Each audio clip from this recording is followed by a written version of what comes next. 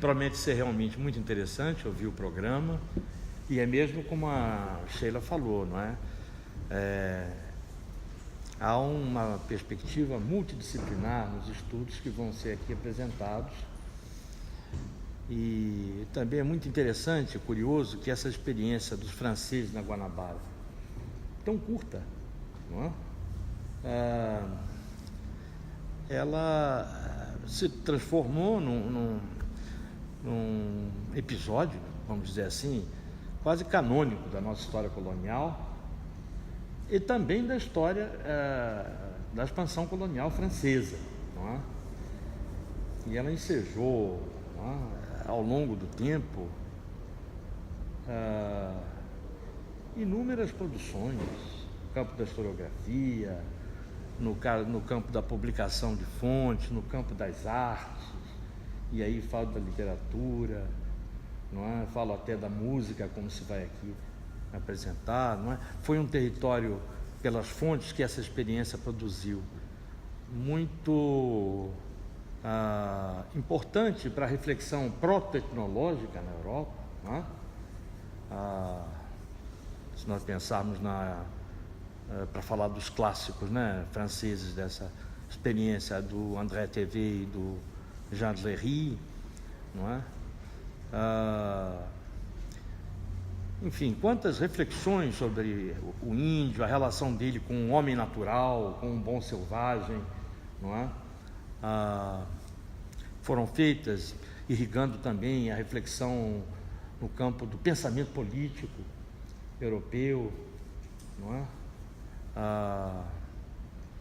A utopia do Thomas Moses, que de certa maneira se inspirava, se reportava a presença, não é, europeia na Baía de Guanabara, não é? Claro que totalmente recriada.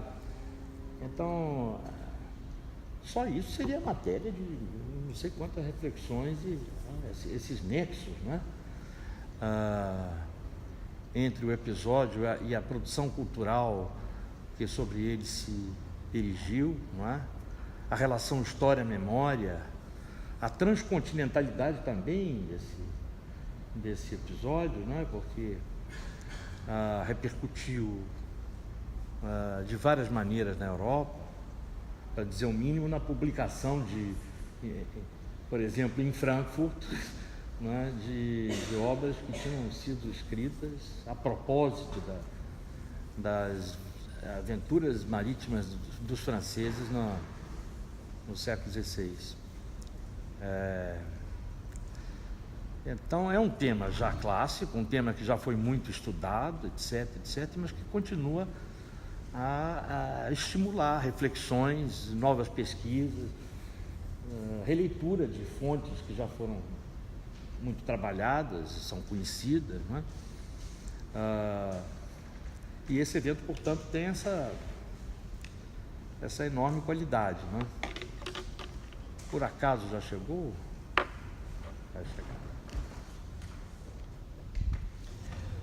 Essa minha palestra aqui não pretende nada mais do que introduzir a questão da França no século XVI, elegendo como chave, como referência de reflexão,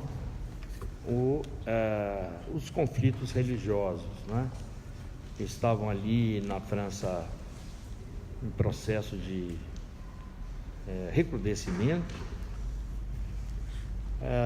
e conflitos esses que se fariam presentes na experiência francesa. Então não é uma palestra com uma abordagem verticalizante, mas com uma abordagem panorâmica, tendo essa mira, né, na questão religiosa. Então me permito aqui ler o paper. Em História do Medo no Ocidente, Jean Delumeau afirmou que o demônio chegou à América nos porões dos navios ibéricos, pois os franceses que chegaram a Guanabara em 1555 também trouxeram seus demônios, não nos porões, senão no convés, na proa e na popa. trouxeram um conflito dilacerante entre católicos e huguenotes que já flagelava a França desde a década de 1540, pelo menos, e que só faria agravar-se nas décadas seguintes. A versão protestante de inspiração calvinista espalhou-se no reino após a tradução do livro Instituição da Religião Cristã de Calvino, para o francês em 1541, texto-chave de João Calvino. Reinava então Francisco I de Valois, campeão do catolicismo francês, soberano que assinara com o papado a Concordata de Bolonha em 1516. Por meio dela, a coroa recebeu o privilégio de indicar os prelados franceses para a homologação do Papa, comprometendo-se a defender por todos os meios a Igreja de Roma em seus domínios. O acordo combinou o zelo papal com a tradicional incidência de movimentos heréticos no reino, como o catarismo medieval, e as crescentes ambições centralistas do monarca francês. A reforma protestante, convém lembrar, nessa altura, sequer havia começado. Apenas no ano seguinte daria os primeiros passos com o desafio de Lutero em Wittenberg. A rápida expansão do luteranismo, apoiado em terra germânica por diversos príncipes, não tardou a penetrar em solo francês. O antigo acordo de Francisco I com Roma foi reiterado em diversas bulas dos anos 1530, dos anos 1530, e numa delas, em palavras pontifícias, cito, o Papa exortava o rei a aniquilar a heresia luterana e outras seitas que ganham influência neste reino. Fecha a citação. Não foi o luteranismo, porém, que se difundiu na França, se comparado à posterior expansão do calvinismo. Nessa época, nem a Igreja Católica, nem os entusiastas da Reforma distinguiam com a devida clareza a variedade de doutrinas reformadas, entre as de Lutero, de Zwinglio, ou mesmo de Thomas Müntzer, que era anabatista. A própria Igreja Luterana só foi institucionalizada em 1555, portanto, bem depois desses primeiros momentos persecutórios, tomando o nome de Confissão de Augsburgo. Foi depois da paz de Augsburgo, justamente entre a Casa Austríaca do Santo Império e os príncipes alemães. No caso da Inglaterra, que também fez uma reforma, Henrique VIII aproveitou a crise da Igreja Católica para separar a Igreja Anglicana e assumir seu comando, em 1534, sem, contudo, promover qualquer reforma teológica de fundo.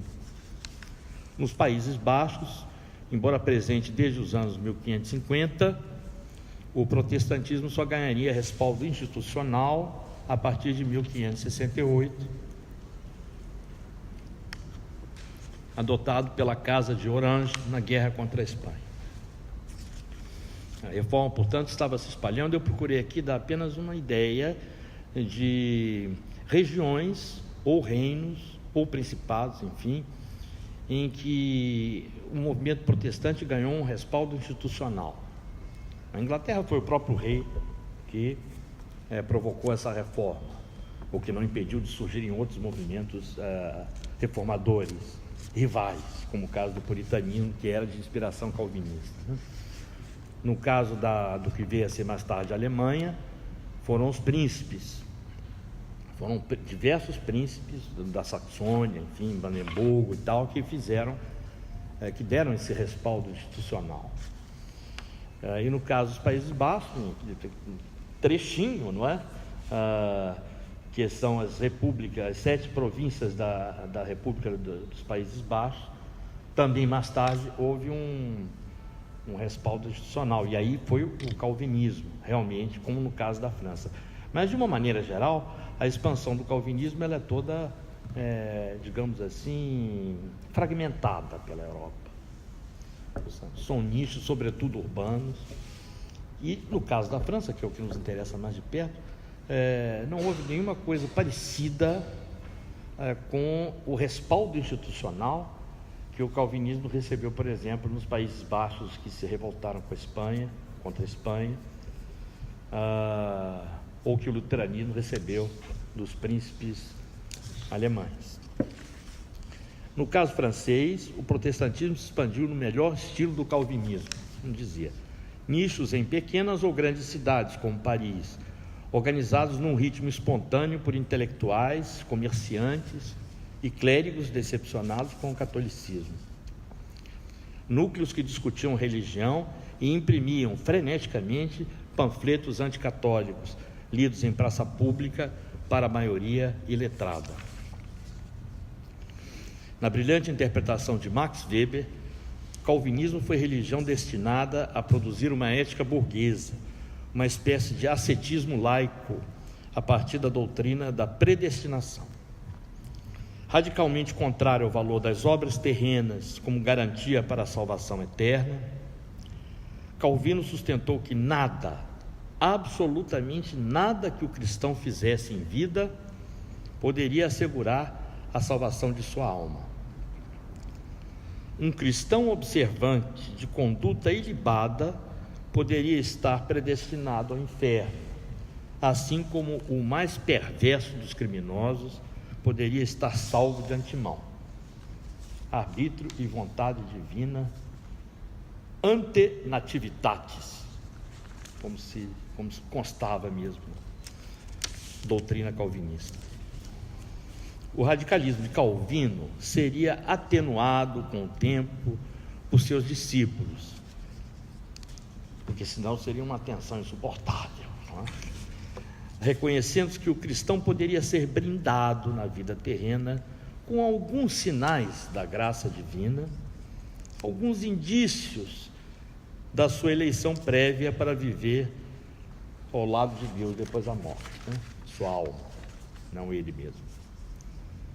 E dentre esses tais sinais graciosos, a prosperidade material era um deles, o que representou um tremendo alívio para os que viviam do comércio ou das finanças.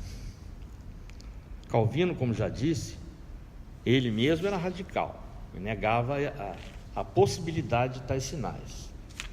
Mas quando tratava de matéria econômica, se permitia falar a favor dos negócios, a favor do comércio, e chegou até a discutir qual era a taxa de juros que poderia ser razoavelmente cristã de ser cobrada. No entender dele era 8,5% sobre o principal investido. Essa é uma época incrível em que eram os teólogos que discutiam a taxa de juros, que podia ser aceitável e de acordo com a ética cristã. Calvino, para ele, era 8,5%. Mas só de não haver a condenação in limine da usura já era de um agrado extraordinário para o crescente número de indivíduos envolvidos com finanças, comércio e outros negócios, sobretudo nessa época, né? Na passagem do século XV para o século XVI, não é? Quando a economia europeia, que já era bastante ligada ao mercado, se tornou internacional, não é? O calvinismo, em suas diferentes versões, foi a vertente da reforma que mais atendeu ao dilema entre a ambição material, que cresce muito nessa época, e a salvação espiritual, sobretudo a dos agentes de uma expansão comercial cada vez mais planetária. Então, o dinheiro começa a ser um objetivo descarado, mas sem fazer desaparecer a inquietação que vinha de séculos, que era a inquietação com a alma depois da morte, com a salvação espiritual, portanto. Mas voltando ao calvinismo, uma doutrina cristã que, paradoxalmente, abriu caminho para a secularização das consciências e da própria sociedade. Aí é o que disse o Weber, comentando os transbordamentos dessa disciplina calvinista ao longo dos séculos. não no exato momento em que ele surgiu, não é?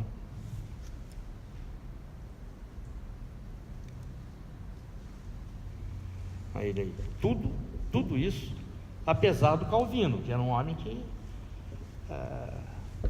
95% do seu tempo estava ocupado com o problema da religião, não é? E pela religião. E diante da pergunta que muitos faziam, ora, não é? Se nada que se fizer na terra pode contribuir para a salvação espiritual, por que por que adotar essa disciplina férrea? Por que viver para a religião, observar a moral cristã, etc, etc? Ao que Calvino responderia, como respondeu em diversos: pela glória de Deus. Pela glória de Deus. Não por essa mesquinha ambição de salvação espiritual, porque Deus já decidiu isso antes. Tudo pela glória de Deus. Então, toda essa transformação no campo das consciências que os séculos iam mostrar, com o surgimento desse ascetismo laico, tudo apesar de Calvino, mas também a partir de Calvino. Na França, como em outros países europeus, o calvinismo se expandiu pelas cidades sem excluir o campo e seduziu comerciantes, clérigos e nobres. Mesclou-se com a intensa disputa de poder na corte dos Valois após a morte de Francisco I em 1547. Seu filho e sucessor, Henrique II, embora tenha movido campanhas persecutórias, claro, contra os huguenotes, como tinha feito, aliás, o pai, teve uma política um pouco oscilante. Apoiou os príncipes luteranos que combatiam Carlos V na Alemanha, e tudo isso muito antes do cardeal Richelieu, que foi o grande governante da França na segunda metade do século XVIII, no miolo do século XVIII, digamos assim, cardeal Richelieu, não é? Que daria o mesmo apoio aos príncipes protestantes que combatiam o Santo Império, a Casa d'Áustria, porque aí havia são os inimigos hereditários, como diziam alguns, falando de alemães, no melhor caso aí, austríacos e franceses, né? Nos anos 1550, uma fração da nobreza aderiu ao calvinismo, a exemplo do Duque de Condé, do condestável Montmorency e de seu sobrinho almirante Gaspar II de Coligny, que se tornou importante ministro de Henrique II, para que se tenha uma ideia do que era essa corte, até do staff governante do monarca nessa época, né? A emergência dos calvinistas na corte de Paris e em outras cidades, como La Rochelle e Bordeaux, centros de grande comércio, estimulou a organização da facção católica, liderada por Francisco de Guise e seu irmão, o cardeal de Lorena. Essa aliança foi berço da Liga Católica, que combateu sem trégua os huguenotes no século XVI. O ano de 1559 foi chave nesse imbróglio. Foi nele que se institucionalizou a Confissão de La Rochelle, que é o nome oficial do calvinismo no reino francês. E também nele, esse ano de 1559, morreu Henrique II, que, bem ou mal, tentava manter o equilíbrio entre as facções rivais. Calvinismo institucionalizado, católicos en garde. Nos reinados seguintes, de Francisco II, de Carlos IX, o clima da corte esquentou. A verdadeira governante do reino, nesta altura, era Catarina de Médicis, a viúva de Henrique II. Aliás, vale lembrar que a própria união entre a casa francesa dos Valois e a casa dos Médicis, da Florença renascentista, indicou a inclinação mercantil da coroa francesa. Por quê? Porque os Médici, que prosperando nos negócios, se enobreceram, gerando duques e papas. Não é uma nobreza de linhagem medieval. Não obstante, permaneceram católicos. Aliás, como todas as casas italianas, aristocráticas de linhagem ou meio burguesas de origem. Catarina de Médici era católica fervorosa, sobretudo do ponto de vista confessional e político. E agora uma pequena brincadeira que eu não resisto. Na vida privada o era menos. A confiar no relato de Brantôme, autor de um livro muito interessante, Histoire des Dames Galantes, crônica impagável dos segredos amorosos do Louvre. Catarina recrutou não sei quantas jovens da nobreza cortesã como auxiliares e espiãs nos conventículos e alcovas da corte, e que ficou conhecido como l'Escadron Volant de la Reine. Algumas dessas moças, a biografia e documentação em apoio que eu vou dizer, eram amantes dedicadíssimas da rainha mãe. Catarina foi regente oficial durante longo período na minoridade dos filhos Francisco II e Carlos IX. Eminência parda de ambos, quando chegaram a reinar. Governou de fato ou de direito a França desde 1559 até morrer em 1589, ano em que Henrique IV de Bourbon também assumiu o trono. É um outro capítulo dessa história, né? No seu primeiro período de governança, Catarina manteve a tendência conciliatória do falecido esposo, apostando em que os interesses da coroa, os da religião e os de mercado se aproximassem, esvaziando o conflito. O apogeu dessa política deu-se em janeiro de 1562, quando decretou como regente o Édito de Saint-Germain, conhecido como Édito de Tolerância. Por meio dele se consagrou a liberdade de culto para as duas confissões, admitindo que os huguenotes organizassem seus sínodos ou consistórios pelo reino. Esse documento continha, no entanto, sutilezas eloquentes. Eu me permiti, inclusive, analisá-lo em detalhe para essa palestra. E me diverti bastante com isso. Proibiu os cultos protestantes nas cidades, exigiu a devolução das igrejas tomadas pelos huguenotes e criminalizou a iconoclastia, no caso, a vandalização das imagens católicas pelos huguenotes, em especial as de santos e santas, coisa que vinha ocorrendo aí desde as primeiras décadas do pós-reforma luterana, né? O primeiro surto iconoclasta tinha ocorrido em Paris, no remoto 1528, episódio conhecido como a Madonna Degolada. Imagens de Maria logo se tornaram alvo principal dos calvinistas, que não reconheciam a sacralidade da Virgem. Calvino a comparou às prostitutas num de seus escritos, né? Um pouco com a língua solta, ele pregava isso. Catarina de Médici costurou um acordo político fragilíssimo. Logo em março de 1562, a Liga Católica massacrou 74 huguenotes em Vassy, alegando que faziam manifestação pública, o que não era nem podia ser exato. Huguenotes não faziam procissões.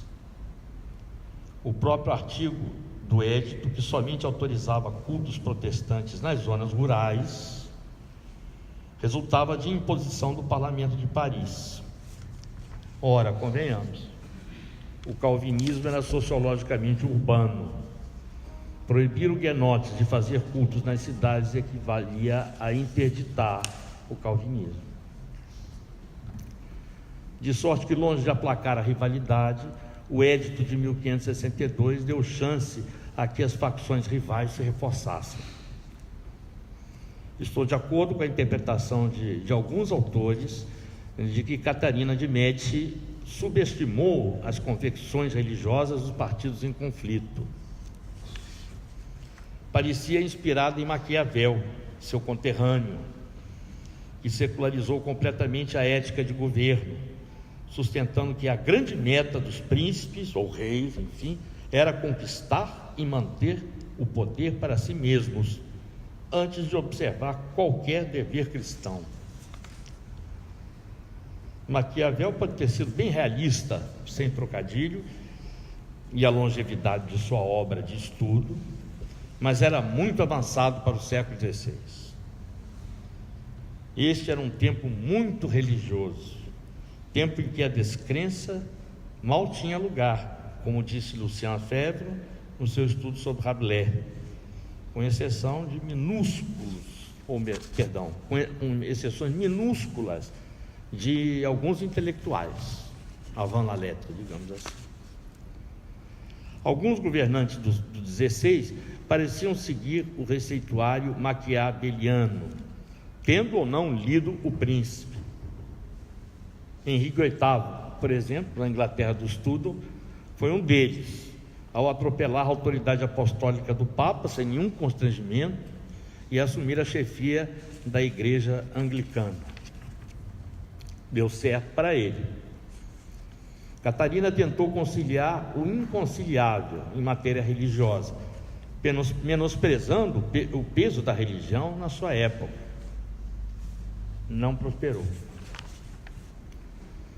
10 anos depois, portanto em 1572, Catarina articulou o matrimônio de sua filha Margarida, a rainha Margot, com Henrique III de Navarra.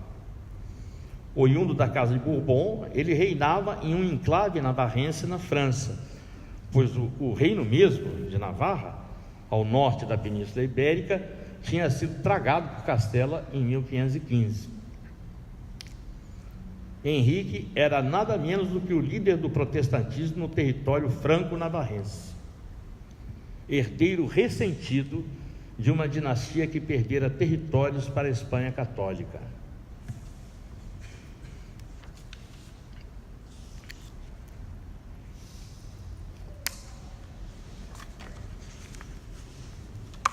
Então, nossa Catarina de Médici, nova aposta na conciliação ou ardil contra os protestantes?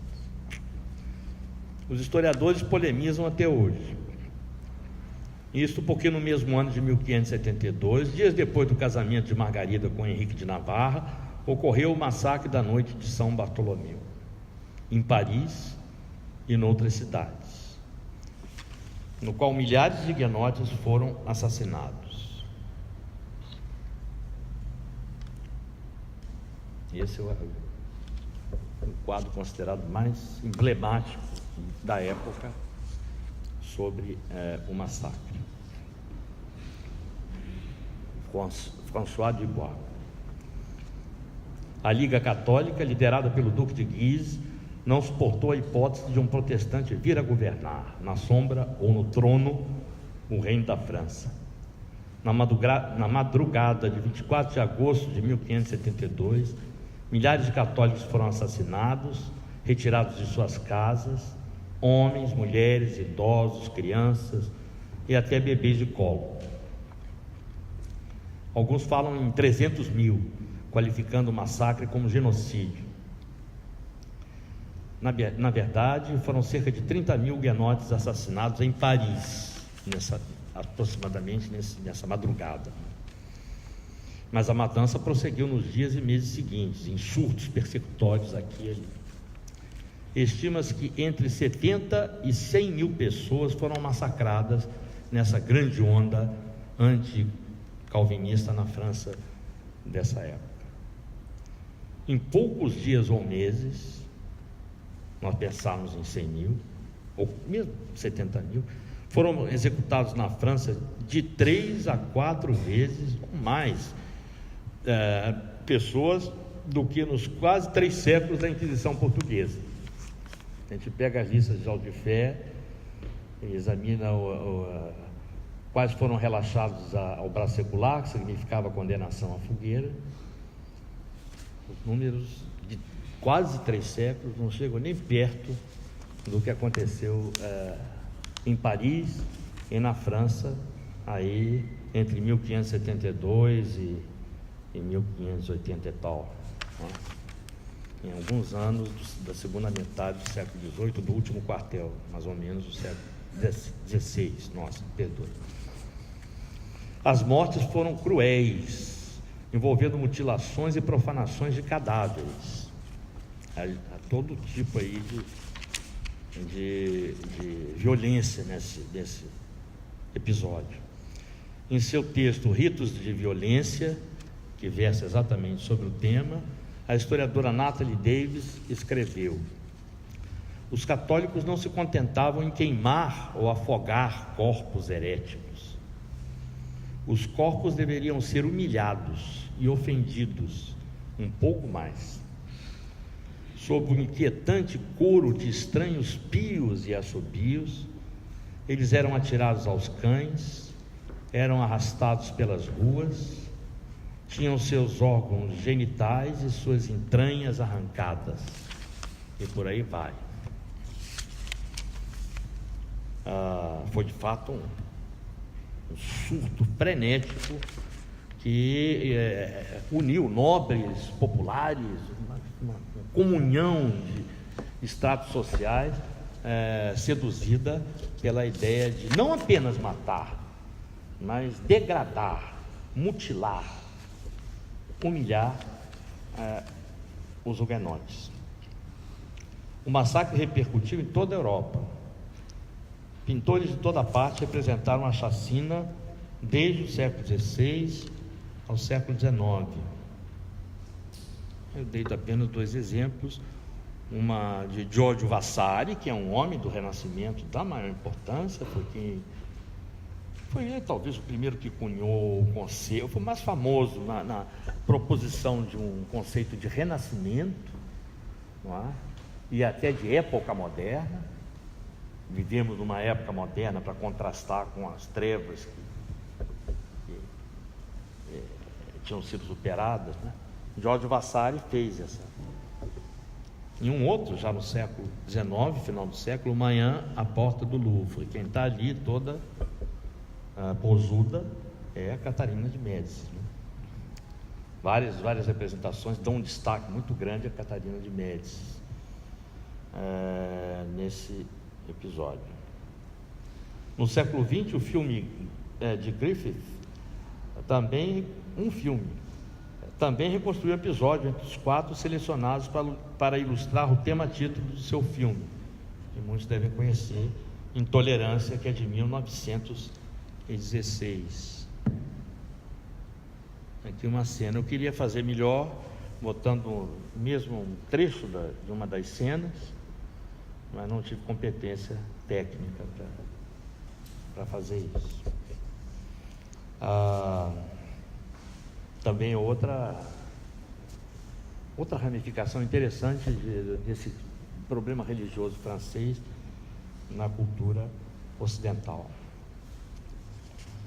Intolerância, tratou-se mesmo de intolerância máxima esse massacre de huguenotes, perpetrado por motivações fundamentalmente religiosas, mescladas com razões de ordem política.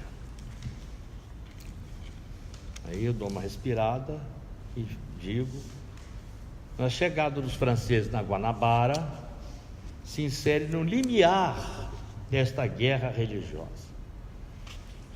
Em 1555, ainda reinava Henrique II, que dividiu com Villegagnon os custos da expedição. Essa expedição marcou, sem dúvida, uma inflexão na expansão atlântica dos franceses. Até então, os navios franceses navegavam pela costa atlântica do Novo Mundo para comerciar com os nativos. Seus objetivos eram limitados, embora altamente lucrativos. O negócio do pau-brasil, de cuja madeira se extraía valioso corante vermelho. Nesse escambo, cabia aos nativos cortar e carregar a madeira para os entrepostos em troca de mercadorias baratas para os europeus, naturalmente, madeira que os europeus vendiam para as manufaturas do Velho Mundo. E agora eu mostro uma ilustração que não é original, mas é bem adequada, com os índios ali carregando a madeira na ilustração que se faz dentro do mapa. Os portugueses também faziam o mesmo que os franceses nessas décadas, além de usarem o litoral para os navios fazerem aguada, e reparos, etc., na rota das Índias. Portugueses e franceses se alternavam aqui e ali nesse negócio, a ponto de Capistrano de Abreu, velho historiador, dizer que no início do século XVI ninguém saberia dizer se o Brasil seria Maír ou Peró. Em todo caso, em meados do século XVI, a situação era outra. Do lado português, a colonização açucareira já avançava no litoral, onde a coroa se fazia mais presente através das donatarias e do governo geral.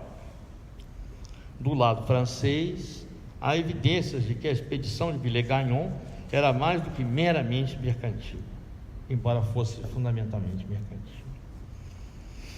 3 navios com cerca de 300 homens dirigidos para uma região ainda não controlada pelos portugueses, dotada de valor estratégico para o comércio com a região platina, como se veio a comprovar posteriormente. Além disso, foi expedição com algum apoio da monarquia e não só uma iniciativa particular, como a de tantos outros anteriores, como a do Palmier de Gonville, em 1501, que talvez tenha sido o primeiro, e alguns outros.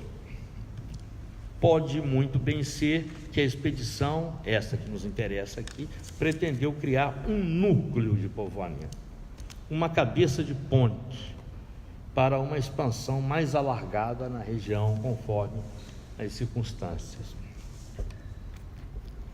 Em todo caso, como todos sabem aqui, imagina, há muita polêmica sobre se a França Antártica foi mesmo um projeto colonizador, se Henryville foi um núcleo urbano, e até se foi, de alguma maneira, antecessora do Rio de Janeiro, que também foi matéria de discussão, prevalecendo hoje uma opinião de que uma coisa não tem nada a ver com a outra, sob vários pontos de vista.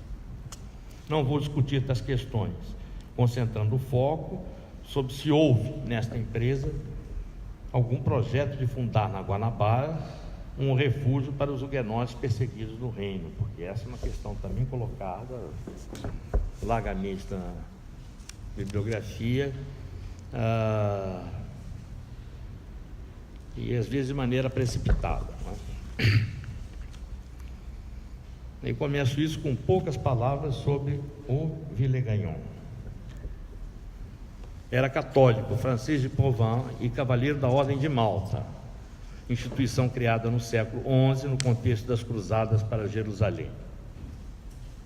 Então ele é homem da Ordem de Malta, até celibatário, porque era membro de uma ordem religiosa. Homem de formação erudita, dominava várias línguas, latinista de primeira linha. Escolheu, entre a carreira de jurista e a de militar, servir em armas ao rei. Qual rei? O rei de França, claro, mas também a Carlos V, imperador da Casa de Habsburgo. Atitude nada incomum numa época em que inexistia o sentido de pátria ou de nação, como entendemos hoje, e desde o século XVIII, no Ocidente. Villegagnon serviu ao imperador contra os turcos em várias frentes. Serviu também a Henrique II de França, filho de Francisco I, e era inimigo mortalíssimo do mesmo imperador Carlos V. Em pelo menos 4 guerras do seu reinado, que Francisco tentava se meter nos territórios sob a jurisdição ou influência de Carlos V, e perdeu todas, na realidade. Bom, nada indica que o projeto inicial estivesse ligado à criação de um núcleo huguenote. apesar da segunda expedição ter trazido a Guanabara um grupo de protestantes, além de 9 pastores, entre os quais o célebre Jean de um trabalho aqui que deve ser interessantíssimo, discípulo de Calvino, pouco conhecido esse, pouco explorado. É o Jean de Contat, luterano, mais conhecido como Senhor de Bolesse, mais tarde preso pelo bispo da Bahia por culpas de foro inquisitorial. Nessa personalha de pessoas mais gradas, né, do núcleo de povoamento francês, há muita coisa ainda que eu acho interessante de ser explorada. Textos ainda pouco estudados pelos historiadores, pelo menos, não é? Que mostra como que esse momento possui um potencial e um manancial de fontes muito promissor, né? A expedição também trouxe 5 mulheres para casar com os colonos, essa segunda, de 1556. Teria uma proporção de gênero bem absurda, né? 5 mulheres por 300. Apesar de que as 5 realmente se casaram, não vai dizer que elas se casaram. Em qual rito se casaram? No calvinista ou no católico romano? Sem falar dos que se casaram com as moças indígenas, né? Inclusive por instâncias de Villegagnon, que dizia, né, queria que casassem, e não que vivessem assim, libertinamente. O rito desses matrimônios foi outro assunto que gerou enorme confusão entre os colonos da França Antártica. Villegagnon era católico, assim como seus acólitos mais próximos. O projeto colonizador, se houve tinha o dedo da monarquia católica, embora não tenha levado missionários. Mas também do lado português, a bem dizer, né, a missionação era muito recente, aliás, recentíssima, datava de 1549, com a chegada dos 5 jesuítas na Bahia, chefiados por Nóbrega. De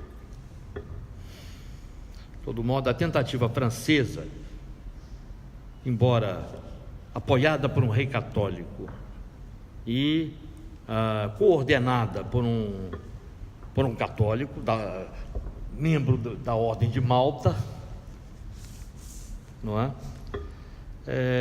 Não se ancorava em quaisquer diretrizes confessionais. Foi empresa mercantil e política no contexto das rivalidades europeias no Atlântico, de maneira que se houvesse franceses ou homens de outro reino ou de outra nação, no sentido diferentes dos franceses, podem se enquadrar, podem se alistar. Era a perspectiva do Villegagnon, fossem católicos, fossem protestantes. Se ficou essa experiência marcada pelos conflitos entre católicos e protestantes, isso se deveu, antes de tudo, à presença deles no Forte de Coligny a partir de 1556 e mais. Não eram quaisquer protestantes, mas alguns deles eram prosélitos da Reforma e homens com grande bagagem intelectual, como é sabido. E isso gerava inquietações, não é? Entre os marujos e a soldadesca com inclinações reformadoras, não é? Ainda em 1556, uma suposta conspiração calvinista levou à forca 2 deles. Mas até entre os protestantes havia divergências doutrinárias que ecoaram na ilha de Villegagnon. O ritual dos matrimônios, como já disse, foi matéria de cisânia. Eicher chegou a sustentar que os esposos deveriam se rebatizar no rito calvinista, desafiando Villegagnon, que indeferiu esse pleito.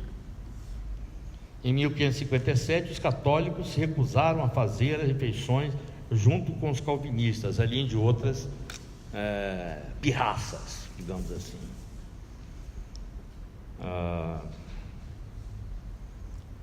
Os calvinistas, por sua vez, decidiram fazer uma greve, recusando-se a trabalhar na construção do forte, em meio a uma dessas interdições e reprimendas que receberam do Villegagnon. Guillaume de Chartier, calvinista de Genebra, abandonou o Brasil, indignado com a intransigência católica de Villegagnon. Logo, a maioria dos protestantes resolveu partir, alegando que ali não era possível permanecer pelo clima pesadíssimo nesse campo. Aí aquela história, alguns desistiram no meio do caminho. Dentre eles houve os que buscaram refúgio em São Vicente, português, não é? Villegagnon mandou executar 3 calvinistas por traição. No início de 1558, apenas 80 franceses estavam sob seu comando no forte. Agora muitos tinham desertado para viver entre os índios. Aí uma outra chave, um outro problema de investigação diferente do que a gente está tratando aqui. Nós estamos tratando aí desse problema da cisânia no campo confessional. E aí, cito, há que buscar causas religiosas para uma revolução religiosa. Assim escreveu Lucien Febvre na sua biografia sobre Lutero, a propósito de quais foram as causas da reforma. Isso aqui, Lucien Febvre. Causas religiosas, antes de tudo, causas religiosas. Esta frase vale muito bem para os conflitos entre franceses na Guanabara. Valeria até para a atualidade, se considerarmos mutatis mutandis o peso dos radicalismos religiosos em várias guerras contemporâneas. Na época que nos interessa, a religião era decisiva na construção das identidades, fossem políticas e maiores, fossem individuais, pessoais. Portanto, não é de estranhar para o historiador que o significado da Eucaristia tenha sido motivo de tantos conflitos na França Antártica, uma vez que era um problema central nos debates teológicos do século XVI. E só para ilustração, eu ponho uma imagem de iluminura medieval. O corpo e o sangue de Cristo estavam presentes na hóstia e no vinho. Assim pensavam os católicos, considerando que tais elementos se metamorfoseavam realmente. É o mistério da transubstanciação, mistério da fé, de fé. Os luteranos, porém, achavam que na Eucaristia o pão e o vinho se transformavam no corpo e no sangue de Cristo, sem deixarem de ser ainda pão e vinho. É que faz uma diferença realmente enorme. É o mistério da consubstanciação. Os calvinistas também sustentavam a sacralidade da Eucaristia, mas negavam a presença física, real de Cristo, total ou parcialmente, na hóstia e no vinho consagrados. Defendiam uma presença exclusivamente espiritual de Cristo, em sua interpretação da Santa Ceia. Já os seguidores de Zwinglio, discípulo de Lutero e muitíssimo luterano, consideravam, porém, a Eucaristia como um ritual simbólico, uma cerimônia em memória do sacrifício de Cristo para a salvação da humanidade toda, sem que o corpo e o vinho estivessem presentes, metamorfoseados na hóstia, no vinho. eram essas questões seríssimas na época, que se agravavam quando alguém aventava a hipótese, aí começa a vida cotidiana, de misturar um pouco de água no vinho sagrado, como ocorreu na Guanabara, ou colocar fermento na sagrada hóstia, aí para comer mesmo a hóstia não, que devia ser de pão ázimo, como a matzá tradicional dos judeus, devo dizer. Villegagnon sempre defendeu a Eucaristia tradicional, católica, ancorada no mistério da transubstanciação. Em diversas situações, o cotidiano da França Antártica foi atropelado pelos dilemas eucarísticos, como se sabe. Tais cisâneas não foram mero pretexto para disputas de outro tipo. O que hoje soa como detalhes sibilinos eram questões dilacerantes em si mesmas. E é fato que geraram intrigas de toda sorte que chegaram ao próprio rei. Villegagnon se viu forçado a regressar à França em 1560 para refutar as acusações dos protestantes. E isso ancorado na sua Réponse aux libelles d'injures, resposta aos libelos de injúrias, que ele escreveu, e é um outro documento valiosíssimo. Religião e política eram inseparáveis na época, a primeira moldando a segunda. E com isso já vou me encaminhando para o final, recolocando a questão sobre se tais conflitos dilacerantes explicam o fracasso da França Antártica, como já se aventou, enquanto empresa colonial. É uma discussão clássica. Mas pessoalmente considero pouco importante discutir, não só nesse caso, mas em geral, o sucesso ou fracasso desse ou daquele projeto ou ação histórica. Mais interessante talvez seria explicar a brevidade da experiência, que essa sim foi evidente.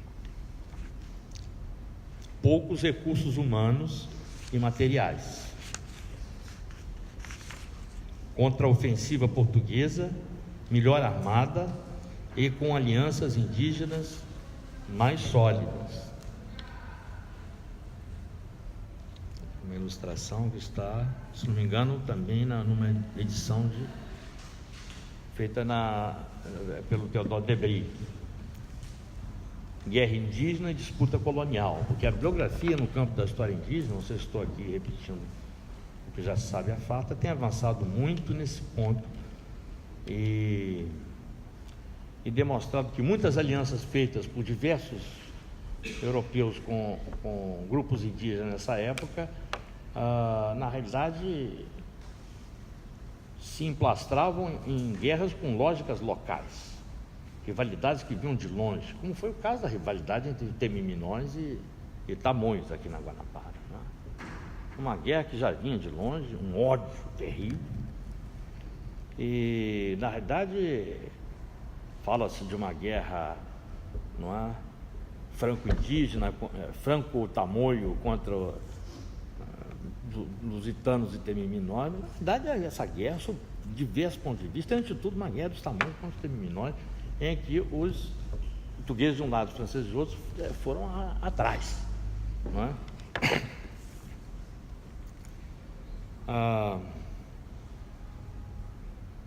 Então, as alianças que os portugueses fizeram acabaram se revelando mais sólidas, mas sempre há uma margem de imprevisibilidade enorme, não é? Nos fatos históricos.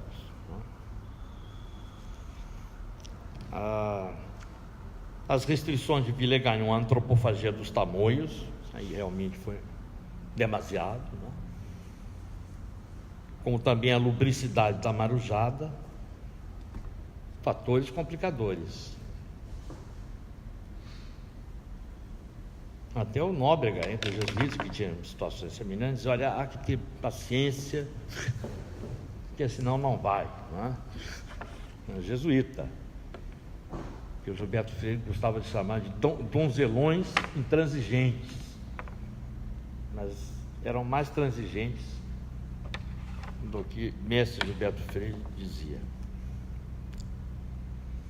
Enfim, um ambiente deletério que caracterizava o Forte Coligny, dilacerado entre ritos matrimoniais ou eucarísticos. Sem dúvida, esse ambiente contribuiu para encurtar a história da Guanabara francesa. E eu considero isso extraordinário, perfeitamente verossímil, de diversos pontos de vista, mas uma coisa assim, teatral, né? Imaginar, um forte, chegou a ter centenas, depois menos de 100, sem contar os índios que, né, andavam por ali, em meio ao cotidiano de uma situação a certa altura de cerco, né, com todas as dificuldades que implicam os cercos para os sitiados, né, sobretudo, eles se pegarem realmente por essas diferenças. O que talvez melhor justifique a opinião do historiador de hoje sobre o tema, eu estou terminando, vou botar essa.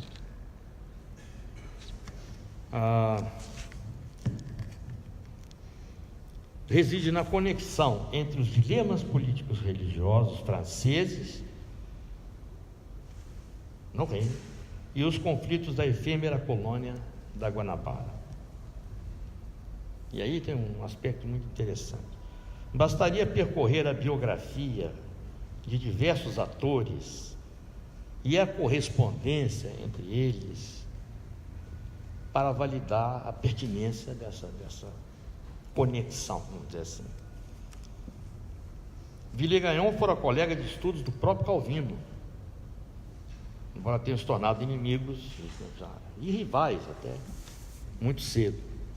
Escreveu, porém, a Calvino, como os especialistas sabem, uma célebre carta em 31 de março de 1557, na qual insistiu na doutrina católica da Eucaristia, segundo a versão católica, claro,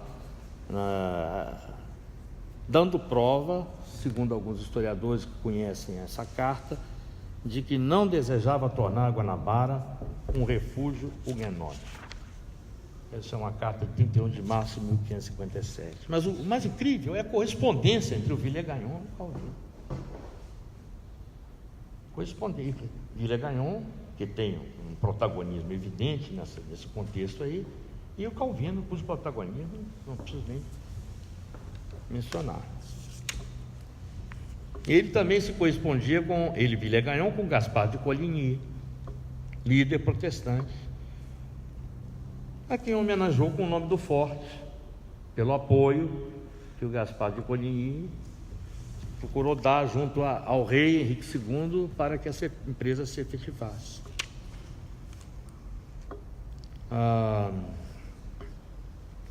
Além de vasta correspondência com o rei Henrique II, claro, que era o seu rei naquela época. Há vasta correspondência envolvendo católicos e protestantes, não vou aqui amiudar para não cansar vocês,